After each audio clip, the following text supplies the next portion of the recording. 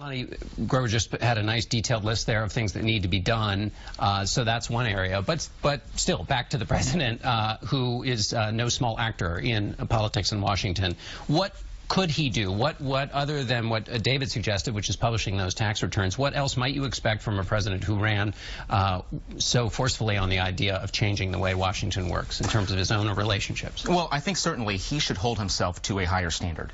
And if there are concerns particularly about what's happening within the dealings in his family business, he should think about ways to put up more vigorous firewalls, frankly, between what his family is doing with the business and what he might be doing with the people's business as president. So I think it's important for him to think about that. I think this issue of lobbyists also is important. I think that the administration, or the president-elect's administration, kind of turning around and saying, look, we are going to make a serious effort to ensure that there isn't the kind of revolving door that we may have seen in previous administrations. By putting in place, for example, this 5-year ban, I think that's a great idea. Remember, the essence of the Trump candidacy is as the outsider. And it's crucially important for his credibility, but also the credibility of Republicans who were elected with him, for him to behave in a way that is completely above reproach. Well, getting the debt under control and actually helping to grow the economy, which is the other major goal. You know, John, I think the flip side of that also is Donald Trump during the campaign did not say very much about Medicare or Social Security. Now remember, the 3 biggest drivers of federal deficit and debt going forward are health care spending, Social Security, and net interest on the debt.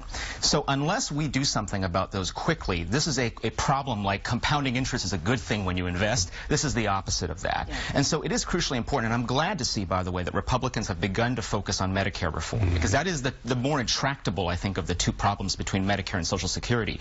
But it's also important for him, I think, to revisit what he said during the campaign, which is that he didn't want to touch Social Security. That's right. I think it's important that we look at things like the retirement age and also the growth of benefits. But there's something kind of surreal about it. Let me ask another question, Lanhee, of you about other ways capital can be spent, which is, we've talked about budget and tax reform, but there are other things Trump has on the priorities list. Immigration is one of them.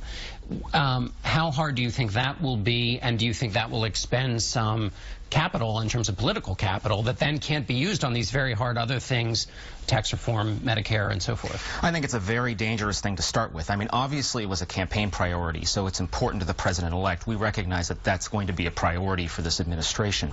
But you think about all of the other important issues, and we've talked about some of them, certainly tax reform. What's going to happen with Obamacare? This is something that has been a signature issue for Republicans for the last 6 years since the law was passed and signed into law. What is going to be done in terms of the repeal? And more importantly, I think, is the question about what you're going to replace it with. You know, I'm a little alarmed that we seem to be thinking that we can kick the can down the road on the replacement of the Affordable Care Act. There are some very important policy goals that Republicans have been working to accomplish for some time. For example, parity in the tax treatment of health care between those who get their health care from their employers and those who buy it on their own. That is something that should be a focus of the discussion, and we need to be focusing on that first, I think, rather than some of these other issues, which frankly I don't think have as much potential to grow the economy, certainly not in the way that Mr. Trump has talked about them. Grover? Well, I think